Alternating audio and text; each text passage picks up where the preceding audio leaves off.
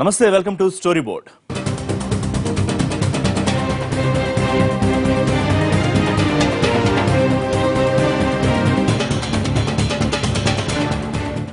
దావూద్, బహుశా ఈ పేరు తెలియని వాళ్ళు ఉండకపోవచ్చు. ముంబై వరుస పేలుళ్లతో వందల మందిని పొట్టనబెట్టుకున్న ఆ దుర్మార్గుడు ఇప్పుడు చావు అంచుల్లో కూలబడి రోజులు లెక్కబెట్టుకుంటున్నాడా అంటే అవుననే సమాధానం వస్తోంది. 2 కాళ్లకు గ్యాంగ్రీన్ అయ్యి ఇప్పుడు కాళ్లు తీసేసిన ముప్పు తొలగిపోకుండా ప్రాణాల మీదకు తెచ్చుకున్నాడన్న వార్తతో ప్రపంచం ఒక్కసారిగా ఉలిక్కిపడింది. డాన్ అంటే వీడేరా అనుకునేలా చేసినోడు, ప్రపంచాన్నే గడగడా వణికించినోడు, పాకిస్తాన్నే తన కోటగా మార్చుకున్నాడు, ఉగ్రవాదిగా మారణ హోమం సృష్టించినోడు ఇప్పుడు రోజులు లెక్క పెట్టుకుంటున్నాడా?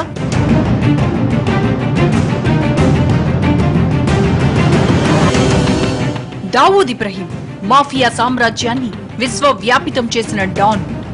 1993లో వరుస పేలుళ్ల తర్వాత ఈ మాఫియా డాన్ గురించి ప్రపంచానికి తెలిసొచ్చింది. అప్పటి వరకు సాదాసీదా మాఫియా డాన్ గా ఉన్న దావూద్ ఆ దాడి తర్వాత మోస్ట్ వాంటెడ్ టెర్రరిస్టుల జాబితాలోకి చేరిపోయాడు. అప్పటి నుంచి ఇప్పటి వరకు 25 ఏళ్లుగా ప్రపంచాన్ని ముప్పు తిప్పలు పెడుతూనే వచ్చాడు. అంతర్జాతీయ తీవ్రవాదులతో సంబంధాలు నెరుపుతూ తన నేర సామ్రాజ్యాన్ని మధ్యాసియాతో పాటు మధ్య ప్రాచ్యానికి కూడా విస్తరించాడు. ఇంటర్పోల్, అమెరికా సిఐఏల నిఘా నుంచి కూడా తప్పించుకున్నాడు. లాడెన్ ను 10 ఏళ్లలో పట్టుకుని హతమార్చగలిగిన అగ్రరాజ్యానికి కూడా 25 ఏళ్లుగా దొరకకుండా ముప్పతిప్పలు పెట్టాడు డాన్. ఎంత వాడైనా విధి ముందు తలవంచాల్సిందే అన్న సత్యం ముందు డాన్ కూడా తలవంచాల్సొచ్చింది. అవును, ప్రపంచాన్ని గడగడలాడించిన డాన్ డి కంపెనీ అధినేత దావూద్ ఇబ్రహీం ఇప్పుడు మరణం అంచున కూలబడి రోజులు లెక్క పెట్టుకుంటున్నాడన్న వార్తలు సంచలనం రేపుతున్నాయి. మొదటి నుంచి విలాసాల జీవితానికి అలవాటు పడ్డ దావూద్ కి ఇప్పుడు 2 కాళ్లకు గ్యాంగ్రీన్ సోకిందని, అది పూర్తి అడ్వాన్స్డ్ స్టేజ్ లో ఉండటం వల్ల ఇక కాళ్లు తీసేయాల్సి ఉందట.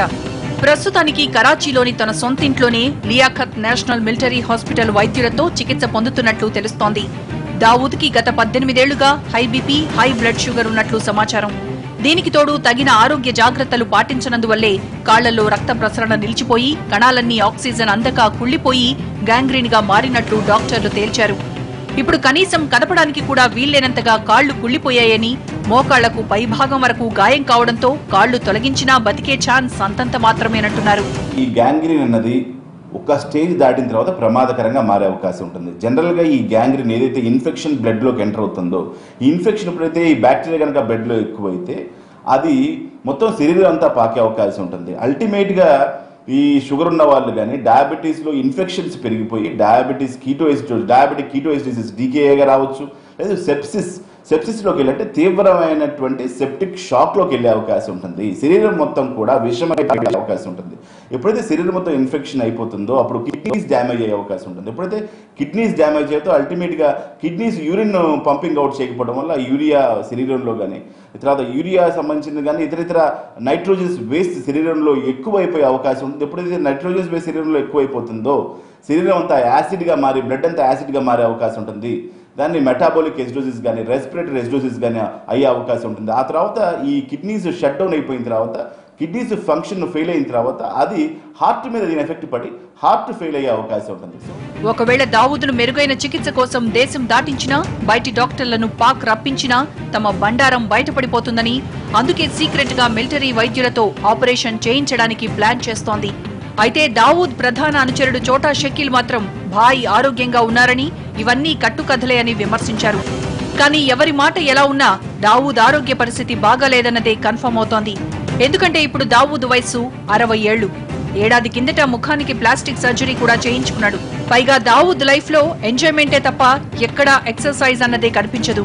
మద్యం, మగువలు, పార్టీలు ఉంటే చాలు డాన్ కి రోజు గడిచిపోతుంది.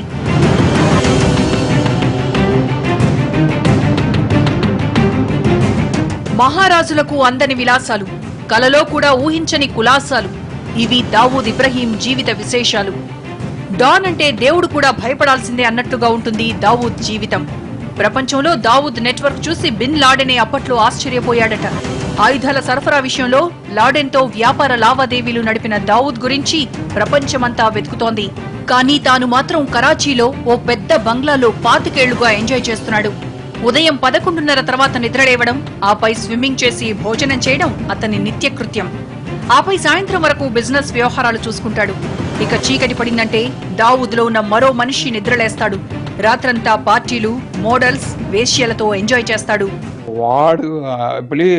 వాడు పాకిస్తాన్ కరాచీలో మూవ్ అయితే 10 కార్లు ఉంటాయంట ముందు వెనక.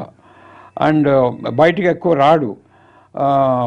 అన్నీ వాడికి వస్తే వాడు చాలా పెద్ద సెక్యూరిటీలో మూవ్ అవుతాడు. గవర్నమెంట్ ఆల్సో హెల్ప్ ఉంది కదా. అది కాకుండా వాడు ప్రైవేట్ ఏజెన్సీ సెక్యూరిటీ ఉంది.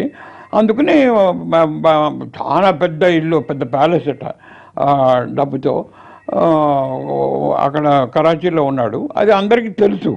దావూద్ కి డబ్బంటే ఎంత పిచ్చో బ్లాక్ లేబుల్ విస్కీ అన్నా అంతే పిచ్చి. ఇక అమ్మాయిలంటే అంతకన్నా పిచ్చి.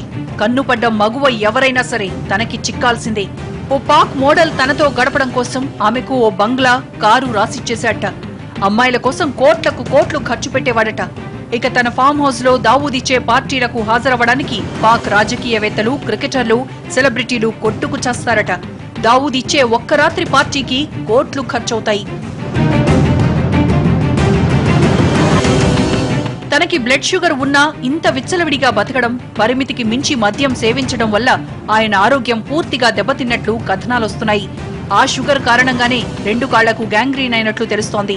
ఇప్పటికీ ఇందులో నిజమేంతో తెలియకపోయినా ఆపరేషన్ చేశాక అసలు వాస్తవాలు బయటకొచ్చే అవకాశం ఉంది.